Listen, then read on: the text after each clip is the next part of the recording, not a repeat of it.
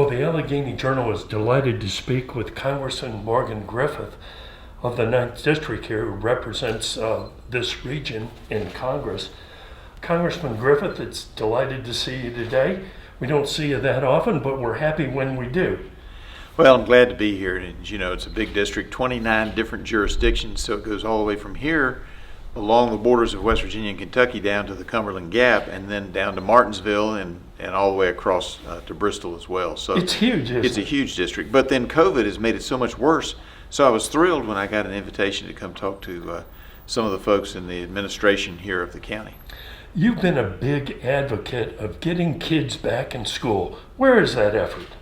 Well, we're still working on it, but, you know, unfortunately, the Biden administration thinks that going back one day a week is getting kids back into school. My kids are going to school 2 days a week now. They're dying. They want to go back to school full time. And here's what's interesting.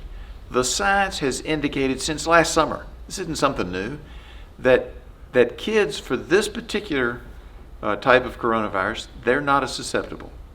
Secondly, there are ways we could work around it if we have teachers with comorbidities. So get the kids back into the classroom, bring in some people, even if they're just teachers' aides, who are there to say, you know, to my kids, get your head up off the desk, or to one of them, quit messing with Johnny, his friend next to him. And then bring the teachers in by video if you have to. But those kids, they need the socialization. We're seeing in other parts of the country, and I don't have any data for the 9th District, but we're seeing juvenile suicides going up. And a large measure of this is believed by the scientists to be caused by the fact that they feel isolated and they feel alone and they don't have their friend networks and they're not able to socialize. Now, obviously that's not every kid, but you know, we should be taking a look at this. So we're hurting our kids. We're not educating them as well as we should be. And we need to get them back into school. Now, let me say this about the teachers, because there's a lot of misinformation going on out there, and I don't know what's happening in the big cities. But you hear a lot of times on the national networks and so forth that the teachers don't want to go back. I would tell you, by and large, a lot of the teachers do want to go back, and they're working even harder. Those that are in these hybrid systems, they're working even harder than they normally do, because they have to prepare for in-classroom, and then half the kids are still doing it at home, so they have to prepare for online. And they have to try to prepare for the studies that are going on. And then they've got more kids than ever before who are failing or not showing up for class because they just don't turn on the computer or the system. And the teachers are now having to track down those kids because they're the ones who know they didn't show up instead of having a central office. So the teachers, at least in the 9th District, are working their tails off, and we appreciate it. But we think it'd be better if we got a little bit closer to normal. We may have to make some modifications, but we need to have those kids back in the classroom. Well, breaking news, at last night's Alleghany County School Board meeting, they decided to start a program of phased in-person schooling once again, and a return to sports, which I imagine has been a problem all over the district. It has been.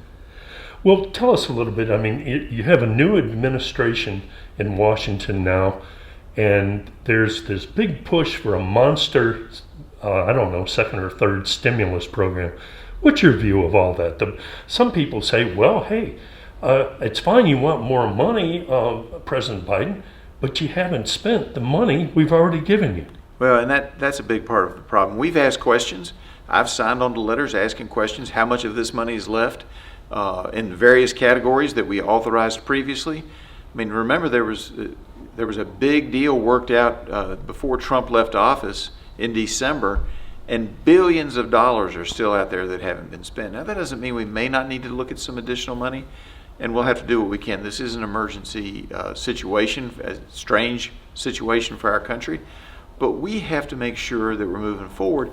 And let me tell you what the Democrats are trying to do. It really does irritate me. They're trying to slide in some pet projects, and I'm just going to give you one. It's the one that gets under my skin the most. It's called the state and local tax deduction, SALT tax, as we call it for short. They want to lift the cap on that. Who does that help? That helps the fat cats in Manhattan who own millions of dollars worth of property. That helps the fat cats in San Francisco. Who it doesn't help are people in Alleghany and Bath and Covington.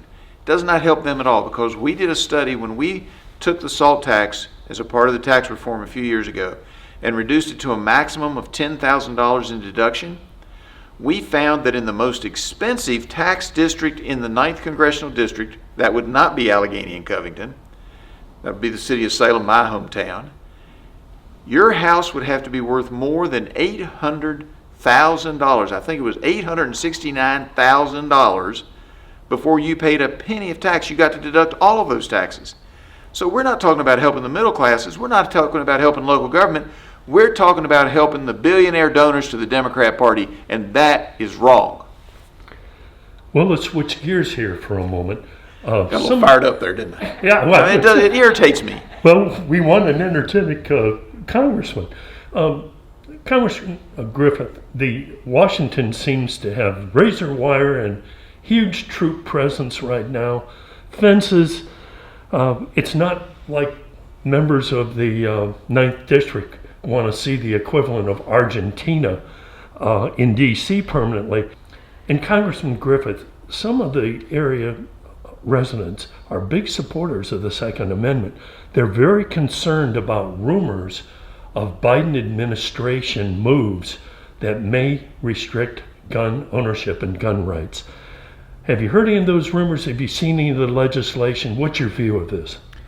Well, let me just say that I'm sure that there are going to be attempts to restrict our Second Amendments more under the Biden administration. This has been a part of their creed for a number of years now. That was not always the case. I can remember Vic Thomas, who was very pro Second Amendment in the state legislature, who was a Democrat from the Roanoke area. In fact, most of those rural Democrats were in fact pro Second Amendment.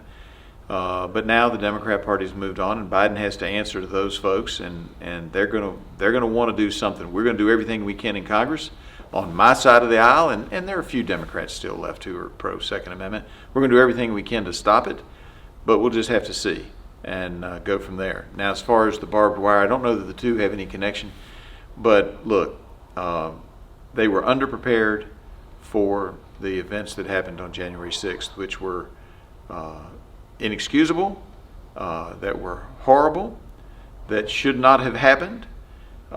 Peaceful protest is one thing. Storming any building, particularly the Capitol of the United States, is just wrong and shouldn't have happened.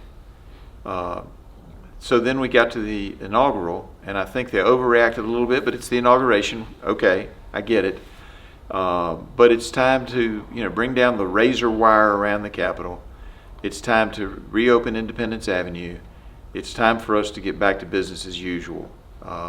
And we need to move forward as a nation on many fronts, but this one in particular. I felt so bad. I was in D.C., I don't know, a week, 10 days ago. I was up there, and I remember specifically because I was walking out of the encampment area where they have the fence and the wire, and there was a tourist there who was obviously from overseas who was asking if he could get a picture just outside of the wire where the gates were open to let cars in. If he could get a picture of the Capitol from that distance, and was told by the National Guard no, he couldn't, that was inappropriate. Folks, we can do a better job on security, but we don't have to shut the Capitol down. This is the people's house, and people ought to be able to come there, and people from around the world are coming there to see the citadel of freedom, and what are they told? You can't even take a picture from 2 blocks away. So there may need to be some new measures. That's not the way to go, though. This extreme shutdown of the Capitol is inappropriate for a free society. The second Trump impeachment trial is over and done with. And many people in the district, as you know, are Republican supporters. Senator Lindsey Graham says Donald Trump is still the future of the Republican Party. What's your view? Well, I think the movement that he started and that he got people excited about and trying to get things back to the average American as opposed to taking care of the so-called elites in Hollywood and in Washington and in New York, I think that movement will continue for some time, and I think he will continue to be a voice for that movement. But I do think that some of the things that he didn't say or did say before January 6th, and then after and on January 6th have damaged his abilities for the future. But that doesn't mean that he won't be an important factor in the Republican Party, and that he won't be somebody that people listen to and ought to. We're sure that some of the local officials, not only are they glad to see you and speak with you, but they have had in the past some concerns about U.S. Forest Service land ownership here and operation of some facilities. So are you confident that between you and Congressman Klein and local officials that some of those issues can easily be resolved? Well, I don't think anything with the Forest Service is going to be easy. We've been working on this for a number of years. But I think there's some issues that we may be able to resolve, but I don't think it's going to be easy. I think it's going to take Congressman Klein, myself, and the two senators all working together to move the bureaucracy that the Forest Service has built up over the years. And it seems they're more interested in following the edicts out of Washington than they are trying to take care of the forests or live up to the forest's purpose, which is to be both preservation in a way, but also recreation. And it seems that they're closing down the recreation side left and right. And if we don't have the money to necessarily take care of maintenance of certain roads and certain parks, then I, for one, believe that we ought to stop buying new land, and that we ought to look at having like a BRAC commission. That's where they did the base realignment for the military. We ought to have something like that with the Forest Service to determine what lands do we want to keep in our system and what lands do we not. Most people don't realize this, but the national government owns more than 28% of all the land in the United States. That's not exactly what our founding fathers envisioned when they came here. They didn't want to have royal preserves where people couldn't go hunt and couldn't cut wood to heat their homes. They wanted to have a freer society. Then we decided we wanted to preserve some of that land, and that's right. I don't have any problem with that. But not every acre that has been acquired over the last roughly 100 and some years by the Forest Service is land that we necessarily have to have. And maybe somebody ought to take a look at that and create a commission to figure out which lands can be decommissioned and sold back into the public to make those lands once again productive, but also give revenue to the Forest Service that would allow them to take care of the facilities that they do want to keep and maintain and that they do think are important. Thanks very much for joining us today. Thank you.